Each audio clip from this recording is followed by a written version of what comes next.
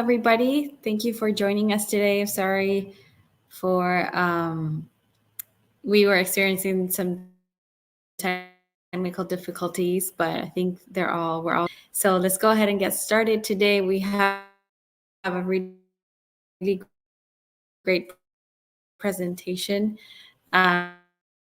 Super excited about. We have Josh Andrews, but he's going to be talking about securing your retirement, the stability and freedom of investing in. Just before we get started, of course, our disclaimer: everything that we share here today is for educational purposes only, and if all parties are encouraged, of course, to seek the advice of a financial advisor, accountant, and an attorney before entering into any type of investment. So speaking on what a self-directed IRA is, basically it's like any other IRA, but instead of investing in the public stock market, which is your typical, more traditional type of custodian, you can invest in private investments such as real estate, private entities, and, for example, promissory notes, which we'll be talking about today. If you would like to schedule an appointment complimentary consultation with one of our IRA specialists, please scan this QR code and we'll be happy to answer any questions you may have. We can take you through the process and kind of show you how it all works. Very simple, but make sure to scan this QR code so we can have that conversation.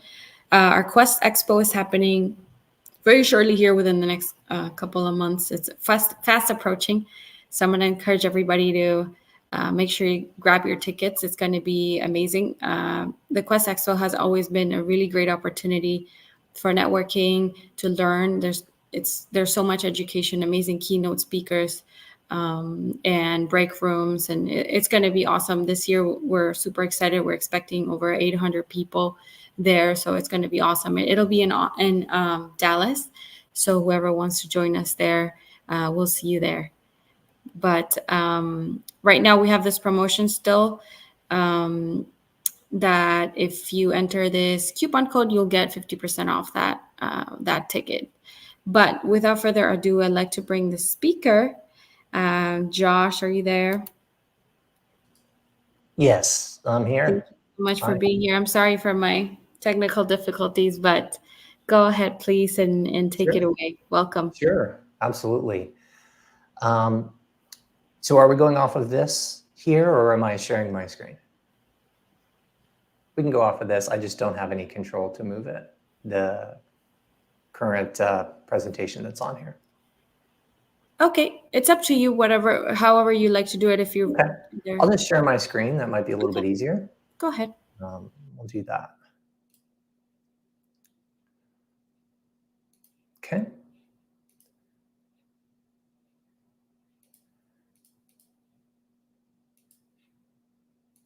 Okay. So thank you, everybody, and thank you, Quest, for taking the time and having us today. I'm really excited to talk with you, and I know it's a Saturday that we're doing this, so we're going to keep it hopefully short and sweet. There's a lot to cover, but I've set myself a timer, so I'm not rambling, and hopefully we've got something at the end for Q&A. So my name is Josh Andrews. I live in Austin, Texas. That's where our business is based, Paper Profits. And what I'd like to talk with you today about is my experience over the last 11 and a half years of investing in what I think is an ideal asset class for self-directed retirement, which is performing loans, performing mortgages. So we're going to talk about that today, and specifically how that applies to our retirement needs and goals. So there's a lot of different stuff you can do with investing, but I think it's important to get really clear on what the actual goal is. So we'll talk about that today. So just a quick about me. Like I said, I'm in Austin, Texas. We run a company called Paper Profits, which specializes in performing mortgages. So we actually originate and purchase loans on the secondary market. And I've done that, like I said, for a number of years. Of course, this is a full-time operation. We have staff. I have a wonderful partner, Jane, who is also a CPA and does a great job with helping us out. Josh, real quick, we can't actually see your PowerPoint right now. Oh, you if you want to, yeah. Right now you're sharing the screen that has the StreamYard window. If you want to bring your PowerPoint down to that one, and then we'll pull it up for you. Yeah, let me try that again. So I'm going to have to stop sharing, and then we'll go back to present. It just says share screen.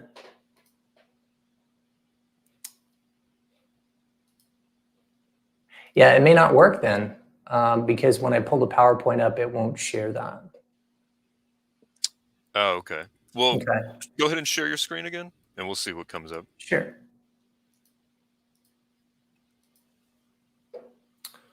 Let's see, entire screen. We'll try that.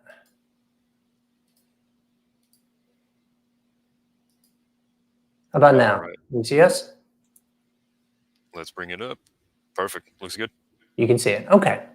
So anyway, getting back to that, that's who we are as far as the business, right? A little bit about me, and I know people like to talk about themselves a lot. We're not going to spend a lot of time on me, but I do want to kind of emphasize so you understand what I'm about and where I'm coming from, right? And a little bit about just who I am as a person and my experience. So I'm happily married. I'm a little bit of an introvert, so I really enjoy reading, reflecting on life, health, outdoors, things like that. I actually grew up in a very rural part of North Idaho. So a lot of mountains. Our nearest neighbor was like 4 miles away. So that's kind of how I grew up, a really interesting way of growing up. I began mortgage investing in this asset class in 2012. And I used $19,000 from my self-directed IRA. And what I wanted to do with that was really just see kind of the nuts and bolts, like the moving parts of how that worked. So you can read all the way up into a certain point, and then you actually have to do something to really like internalize it and get that tacit knowledge. So that's what I did. And I saw the payments come in and I got excited about it. And after that period of time, I actually ran into a mentor, a gentleman who became a mentor. And we actually ended up doing a lot of non-performing loans where we would buy those at a discount. So I've seen everything there is to see about foreclosure and taking back properties and borrowers not paying and bankruptcies and all of that. So I have a very deep knowledge of that. In 2017, I authored a book, Paper Profits. You can go to our website, get a copy for free, request it. It's also on Amazon. And I'm currently writing a second book about investing in mortgages specifically for retirement accounts. And just a quick fun fact about me, I grew up in North Idaho, like I said, and I actually used, in the wintertime, actually used a snowmobile to get 4 miles to school. So we had an unpaved road that really wasn't plowed. We had like 4 or 5 feet of snow, and then where it was paved, and then we could actually catch the bus. So just an interesting fact. So let's talk a little bit, before we actually talk about notes and mortgages, what I'd like to do is briefly just really discuss some of our retirement concerns, because there are different types of investors and there is a different mindset depending on different types of investment. And I think that's very important to understand going in when you're analyzing a potential new investment. Does this fit my ultimate goal? And so an angel investor is going to have very different requirements than someone who is looking for steady cash flow and security at retirement. Likewise, if you're looking to kind of double up your money in 5 years, that's a different mindset and also a different risk profile and set of actions that you're going to take when you're actually analyzing things for possible investment.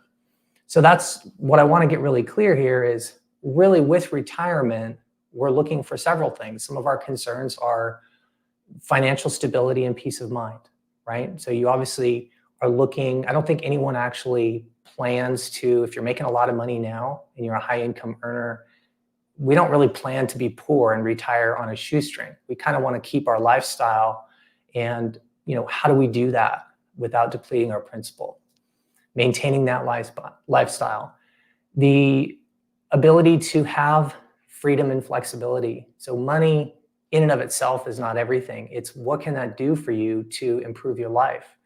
And people value different things. A lot of it is being able to retire comfortably and spend time with your loved ones or people you care about and have good health or travel or contribute to causes that you care about. So those are things that are on our mind when we're going towards retirement and when we're investing towards retirement. How is this going to help me do that?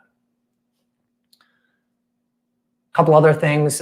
Some people want to retire early, depending on where we might be in life. They might be really good at their job, but just are kind of burnt out and they're over it. So how can they retire early and have a dependable paycheck or cash flow stream coming from their retirement?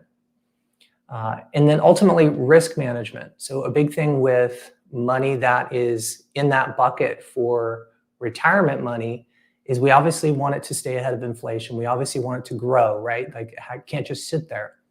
But it also needs to be well thought out to where it's not a gamble. We're not just, all our eggs in one basket, and we understand the risk profile. So we're not going to lose everything because we are going to depend on that at retirement for some future income stream. So that's really important. Rising costs of healthcare. We're all living longer.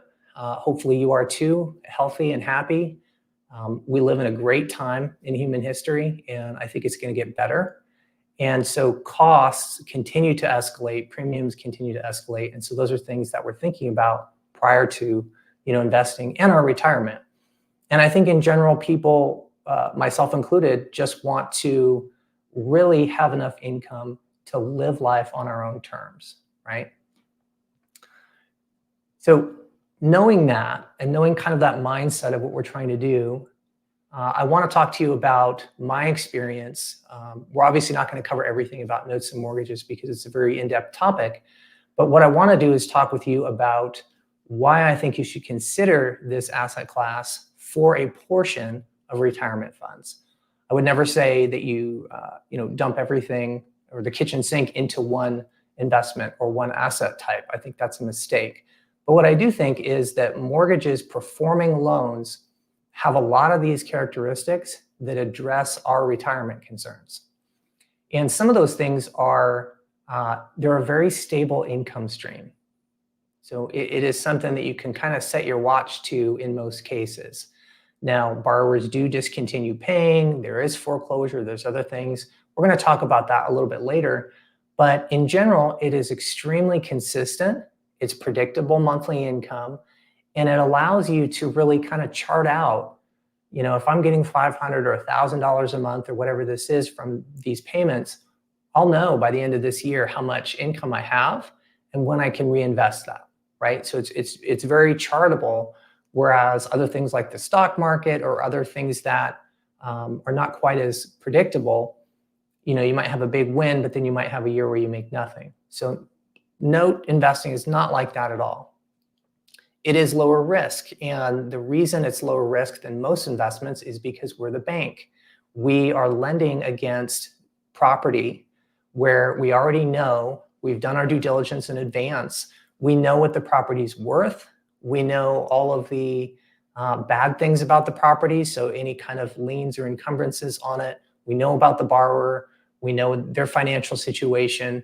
And so we enter with all of the cards stacked in our favor as investors. And again, things can go wrong, and we'll discuss that. But in general, all of your heavy lifting is done up front to perform your due diligence on the asset, right? But it's secured by real estate. So we don't own the real estate. We own a piece of paper, which is a legal claim that the borrower is paying us. And if the borrower, for some reason, defaults and can't or won't pay us, we have a legal claim to a tangible property. Property values go up and down, of course. That's always a concern, monitoring that. But what I would say is this type of investing is not a fad. It's not something that, it is something that will be here 10 years from now.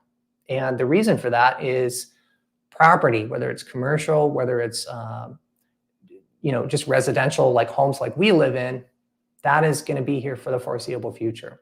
So having an investment that's tied to that is very advantageous long-term. And it's very passive income for most loans. There's really not a whole lot you need to do. Some of the advantages with that are it is kind of a quasi-inflation hedge. And I say quasi because we don't own the real estate, right? So if the borrower sells and enjoys a lot of appreciation, we don't get part of that. We only participate in what the borrower owes us. And real estate historically has gone up. Now, the caveat to that, of course, is not everywhere equally, right? And it's slow, so it's a long game. But if we have an asset that is appreciating slowly, a couple percent, 2-3% a year over time, and we have a long-term loan against that, what ends up happening is our security gets better and better over time because the borrower is paying down the loan and the actual collateral that's securing our retirement fund is going up. So it's getting better over time typically. Now, there's obviously exceptions to that in time and space. We've all seen, 2008 and things like that.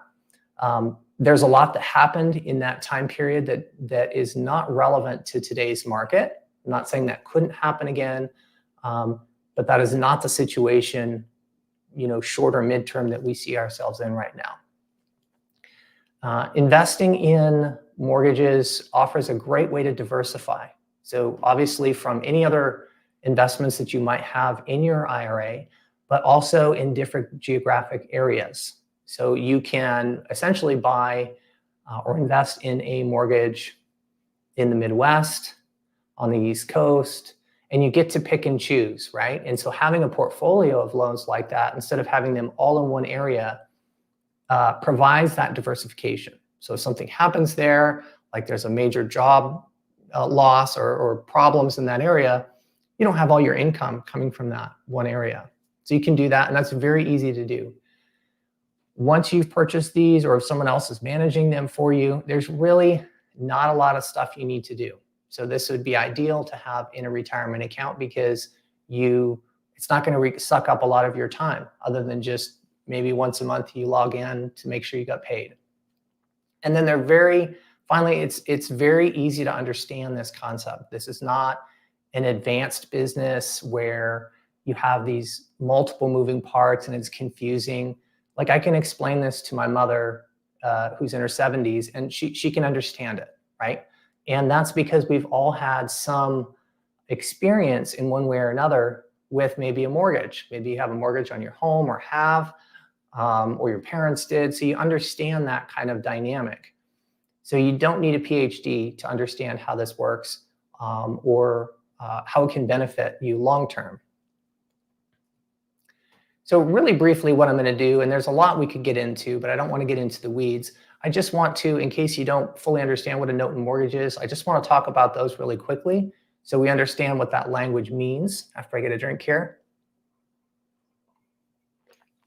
So the mortgage or a deed of trust, depending on the state that it's in, is really the secured document that the borrower signs and the lender signs that actually is recorded against the title. So what that means is you're going to have a legal claim that shows up at the county records for that area against that property. So that's your security instrument. And actually, that's really all that's recorded typically on public record. And then the note, which references the mortgage, you can think of that more like an IOU. So an IOU is going to outline, it's going to reference the note, it's going to reference the property, but it's also going to spell out the terms of the loan. So how much was borrowed, when, by who, what kind of interest rate is being paid, how often are the payments due, what's the late fee, all of those things. When does the loan mature or basically need to be paid off in full? It's going to have all of those things, right? So those together, note and mortgage, note investing, mortgage investing, we're referencing the same idea. So I'm going to show you a couple examples. You may have already invested in notes and mortgages before, I'd like to show you a couple different examples and talk about, why would somebody sell or buy these, and what does that look like for us in a self-directed IRA. So this is a property in the Midwest. I purchased this loan a number of years ago, and you can see that it's pretty plain, right? It's not a big place. I bought this for a couple reasons. Number one, I got a great price on it. And two, if you look at the picture, even though it's a small property, you can see that the lawn is mowed, it's clean. The cars are parked neatly in the driveway. There's a flag out front. I mean, the only thing this is missing is like a white picket fence. So you can tell that the people that live here care about their house. And that's really important on a residential property. And what I did was, this property is worth right around $117,000, so not a whole lot. It is a senior mortgage. So, you can have different mortgage positions. Whichever mortgage was recorded first in time gets paid. So this one's a senior. The unpaid balance at the time of purchase was $82,000 and change. So that's what the borrower owed at the time. And they were paying, and still are paying, a rate of 6.92, right? So their payment every month is $523.47 every month. And you can see that the payments remaining are $353, so almost 30 years. So how does that work? Well, this loan was actually owned by another owner, and this borrower stopped paying at some point, lost their job or whatever that is, and then modified the loan. So you can modify the loan with the borrower if they run into hard times. It's rare, but it does happen. And that can reset basically their payment schedule, because they give you a down payment, they start paying again. And then once they've paid successfully for, let's say, 12 or 24 months, you can sell that loan to another party if you want. So that's what happened here. And so I didn't modify it. I just bought it as it was. And I actually purchased this loan. They owed $82,000. I purchased this for $40,750, right? So that was my out-of-pocket cost. And the annualized yield on this is a little over 15%. And so how you determine yield, we use some software called T-value or time value. There's a lot of ways you can do it, but it's really simple. And I'll show you kind of an amortization schedule. But in essence, it figures out what your annual return is based on this purchase price. Because I bought this for almost half of what the borrower owes, and it's performing. So with that comes another term, which is called discount, which essentially this is when you're buying a loan that's already created.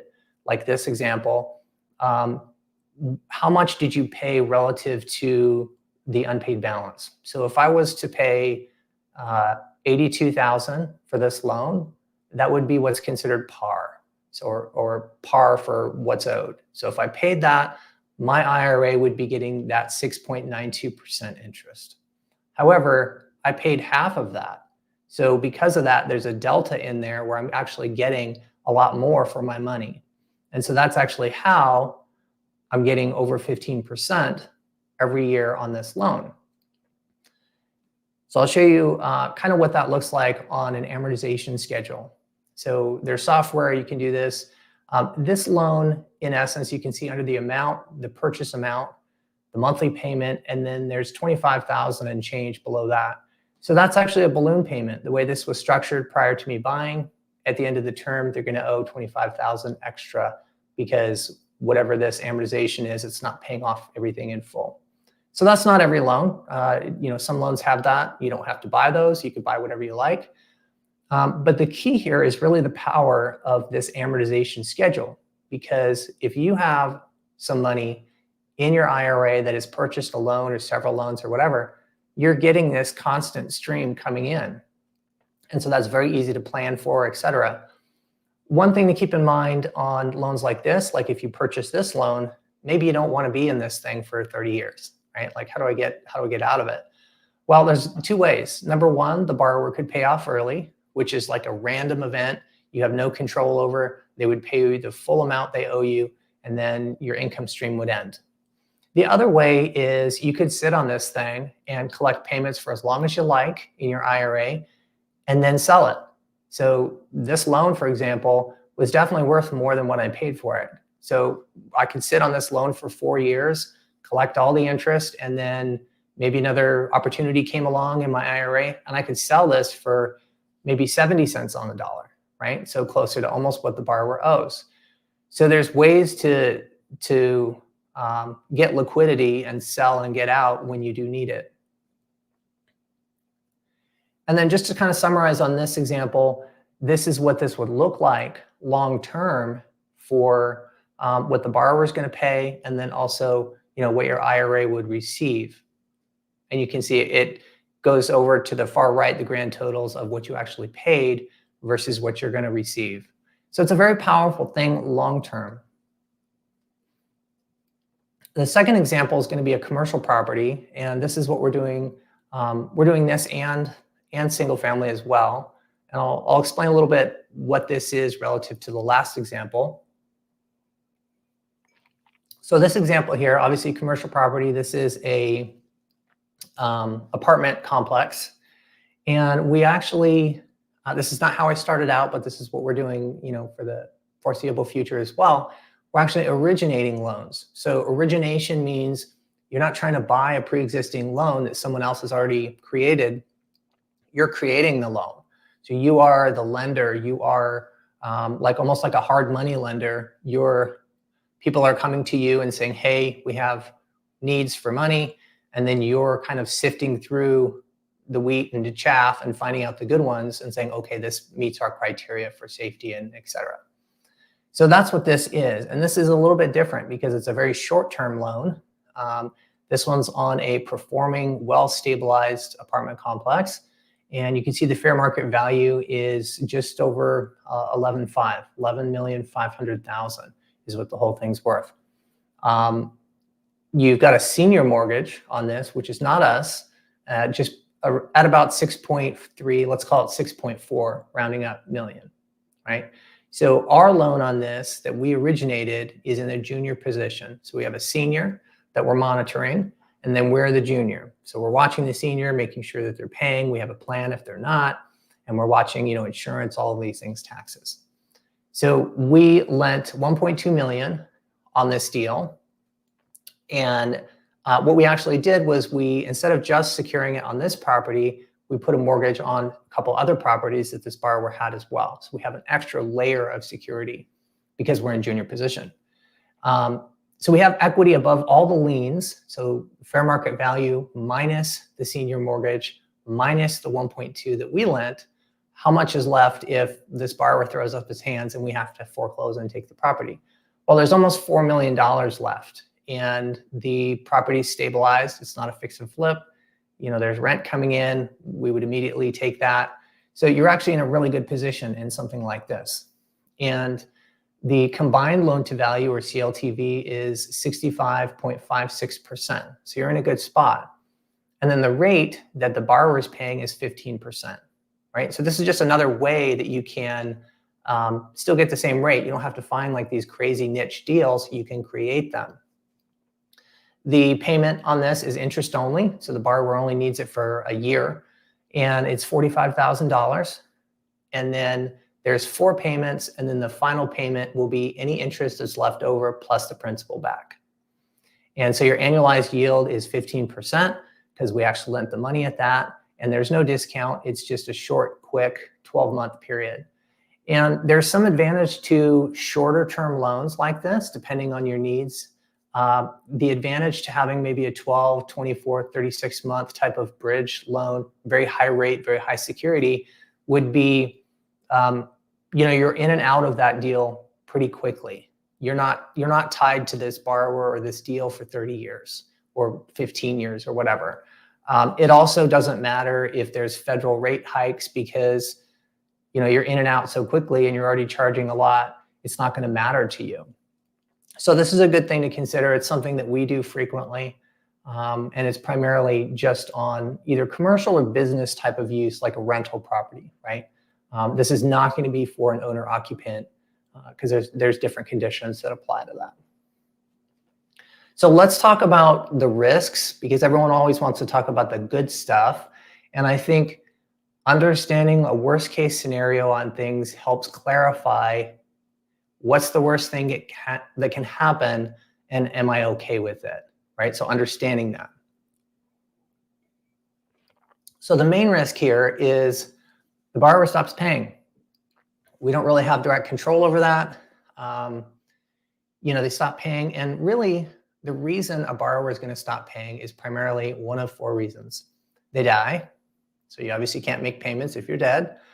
Maybe your spouse or whoever your business partner can pick that up. They lose their job. They have a high-paying job and they're laid off for whatever reason, and maybe they can't make payments for half a year. Maybe they're ill, they have excessive medical problems, or they got in a divorce, right? They're trying to sort that out. So those are the main reasons it happens. Very, very few people wake up and say, oh, I'm just not going to pay my bills, right? They don't purposely just become deadbeats, and most people aren't. So with us being the bank, we always have a way to recover our investment, and that's the security against the property. So since we have a monetary claim against the property, that's what matters. That's our security, because we can't control any of those 4 things that might happen to the borrower, but we can control what our risk is if they do. And those things are rare. So what can you do? You've got a legal claim.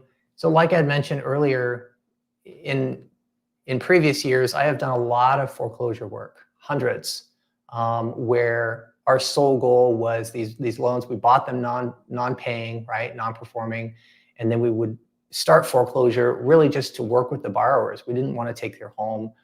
That's not the goal. We rarely ever did. We did absolutely everything we could not to. Foreclosure in general is actually a rare event. It's very rare. There is a lot of equity in properties these days, in most areas, not everywhere. And borrowers also have a lot more things that they can use, meaning there's a lot of government programs, there's a lot of equity in other properties, people are making more money. So it's not an everyday thing. But what you need to think about is, if I'm securing this loan against this property, am I okay with taking this property back? So in the other example that I showed you, both examples, yes, the answer would be yes, because we're still in a great position relative to what the property's worth if we have to sell it or liquidate it or take it over, versus what we've actually paid our out-of-pocket cost. So you want to keep that in mind. It's a very important part. And then, talking about delinquency trends. So a company that I would highly recommend is called CoreLogic. They do a lot of mortgage and real estate data. You can just search for CoreLogic. They're wonderful. And there's all kinds of reports, totally free, that come out. I would encourage you to take a look at it. But just to kind of show, foreclosures and what those look like, this is a time period from the last year, right? So basically almost to the end of 23.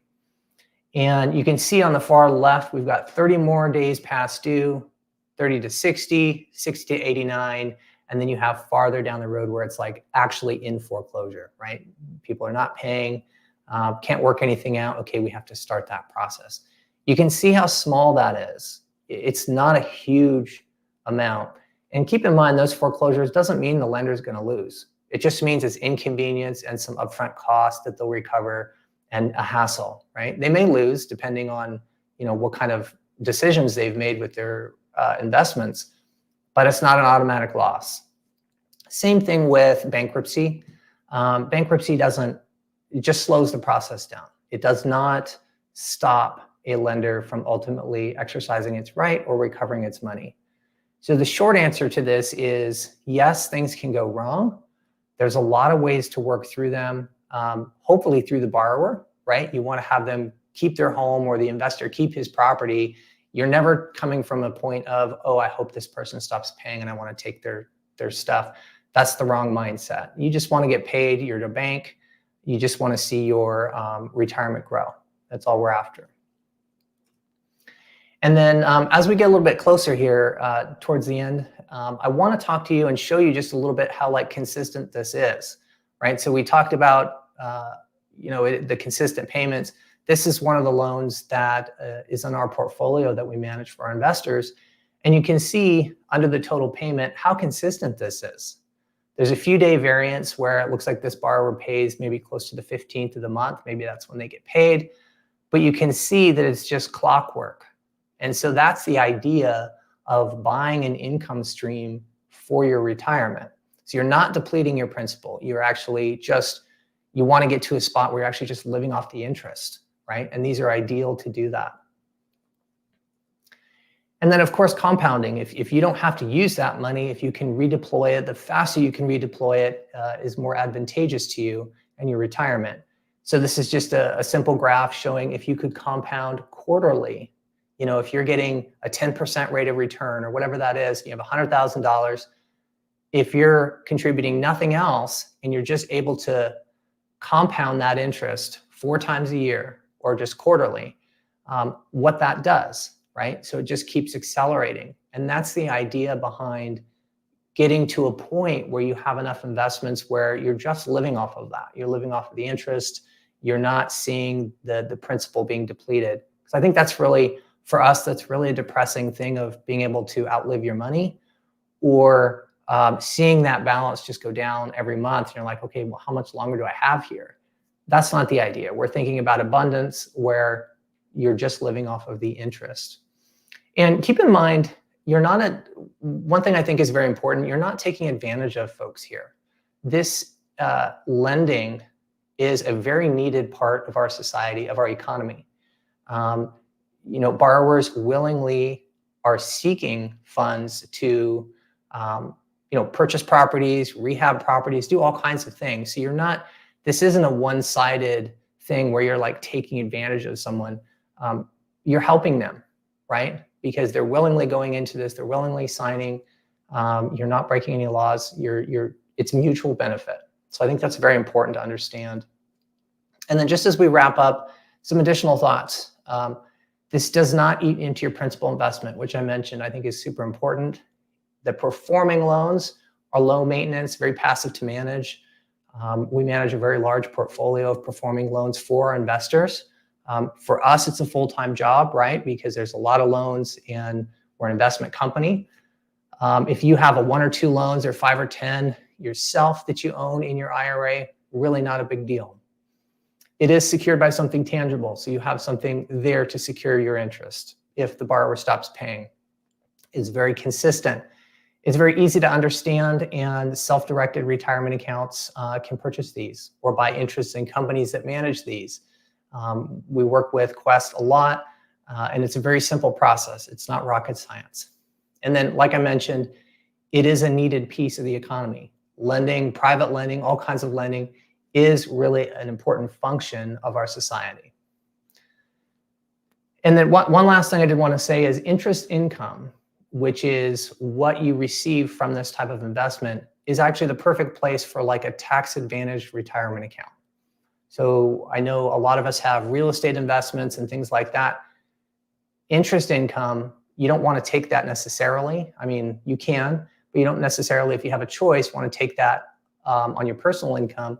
It's ideal for retirement accounts because that's either going to be tax advantaged or maybe even tax-free if it's a Roth or something like that. And then just as we wrap up here, 2 more slides, I want to share with you my personal why for investing. And everybody's going to be in a different place in life. And this thing here is actually in my book, Paper Profits. And my why is not to get more shiny stuff, right? It's not to have flashy stuff or get a Rolex or anything silly. It's really, it's to spend more time with people I love and to do things I would like to do with my life. So this picture is my dad and I, and it's super grainy. This was when I was maybe 10 years old. I'm a little over in my mid 40s now, so it was a while back. He's in the cowboy hat, and we're actually sitting by a stream. And this is the property where I grew up in the mountains. And I was visiting my parents a few years ago, and I saw this picture in the scrapbook. And my dad said that this was his favorite picture of us, you know. And my parents are wonderful. I know not everyone's had a great experience, but mine are. And so I'm very thankful for that. And this picture meant a lot to him. And so as we were leaving, what I did is we went back to that same stream on the property. Obviously, we're both a ton older, and took a picture, right? Because I wanted that together. And the point I'm getting at is I think that we really just don't know how much time we have left with ourselves, in good health, with people we care about. And a lot of people are doing what they have to do to pay their bills. But I think ultimately we want to do things that matter to us. And that's going to be very unique and specific to you. But for me, I just want to stay healthy. I want to have freedom over my time. I want to spend the time with the people that I want to be around and not forced to grind with someone maybe in a cubicle that I don't care for. Time to do things that I enjoy, time to read, really just help people in my family and others, things that are important to me. So for me personally, it's about buying time. It's about having money and buying time to do the things in life that you really want to do. And so I would encourage you to think about why you're investing, obviously for retirement, but really put some thought into what's that going to do for you? And what does that mean for you? Because it's going to mean something different for everybody. So that's the end of my presentation. I would say go ahead and reach out to us if you'd like. I'm more than happy to speak with you. You can also visit our website. You can get a copy of my free book. We are redoing our website to kind of tighten up the message and put some other stuff on there. So in about a week or so, we'll have a new website up. But that is all I have. Do we want to open it up for some questions? Yes, thank you so much, Josh. That was awesome. A really good breakdown on note investing and the advantages of it. And then at the end, I think that was really good to wrap it up and really hit home. It's important to know the why for sure. I want to open it up, like you said, for questions. For anybody in the audience who has questions for Josh, please go ahead. We did have a couple comments. Well, a comment from Ryan Mercury. He says he has notes for selling. But then we had Michael said, do you ever see physical property? That's a great question. So we never go visit it. Well, I wouldn't say never. If you're lending against the property, right, so you're originating the loan, yeah, there's a good chance that you're going to be getting some boots on the ground. Typically, you're going to hire someone to go over there if it's out of state, and you're going to see it. If it's a pre-existing loan that you're just buying, like in the first example, no, you're going to use a variety of different tools online. And then you can also order like a broker price opinion, which is where you're going to pay somebody, $75 or $100, and they're actually going to go over there and do an exterior. So they're going to take pictures, they're going to do comps, give you an estimate of value, things like that. You're not going to go inside the property because it's not your property. Yeah. Okay, thank you. And then we have a question from Min Zhu. Is it for IRA only? No, absolutely not. We're talking about investing here with, IRA funds. That's the focus of our talk today. But no, you can buy it with in your personal name, which I would not recommend. I typically, the first thing is look for if you want to do it in your retirement account. And if you have excess funds that you want to use outside of it, you can do it from an LLC, a trust, savings. It's not retirement account exclusive, but it fits really well in a retirement account. Right. And just to add a little bit onto that, and you already covered this actually towards the end of your presentation, the reason why people do it inside an IRA is because, like Josh mentioned, it can be tax beneficial or tax-free depending on which IRA you're using to invest in notes. So that's why it's a really good mix there. Ryan, again, how do we connect with lenders that want to lend their money out? There's a lot of ways. There's brokers. If you have a deal, you can contact us. You can contact me at our website. We lend on a variety of deals, right? So we do that. We originate loans as well as purchase loans on the secondary market that are pre-existing. Outside of us, we have a lot of colleagues I can refer you to. There's also, it really depends on the type of type of deal and loan, right? Because it's going to depend on what you need. But if you want to reach out to me, I'd be more than happy to talk with you and see if I can point you in the right direction. Excellent. Thank you. And then we have Joshua again. What is the minimum entry amount of capital needed realistically to start? So I like this guy, this Josh guy. So it depends. There's a couple methods of thought. So if you want to do it yourself, which you definitely can, it's not rocket science. There's a little bit of study that needs to go on to make sure that you're doing the right investment for yourself. I've seen some where, you can purchase a loan for 20 grand, right? Something like that, 15, 20 grand. The downside of that is basically you're going to get a very small mortgage payment, right? So it's not going to be exciting. It's going to be like $150, $200 a month. So you can do that, right? My first one was 19,000 in 2012.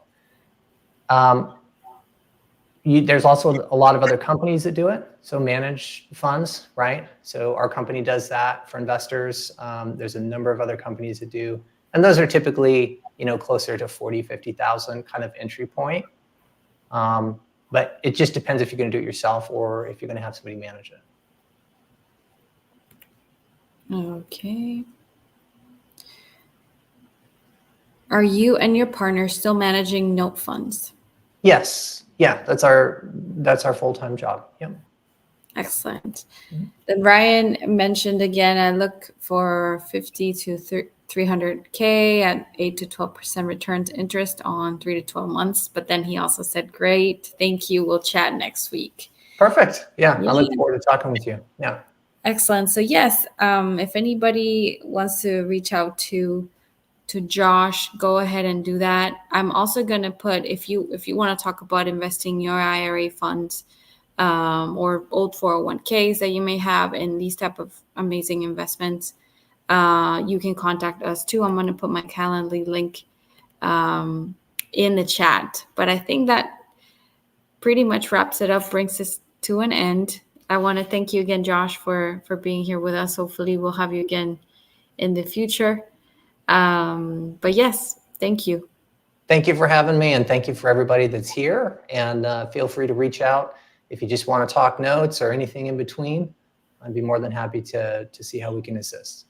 Excellent. Actually, one more question came through, and Sure. I think it's a good one. Is it accredited investors only? So to be clear for us, like if you were going to work with us directly, yes. If you wanted to buy like a note or two yourself and just tuck that in your IRA, on your own, no, you don't have to be accredited. Okay.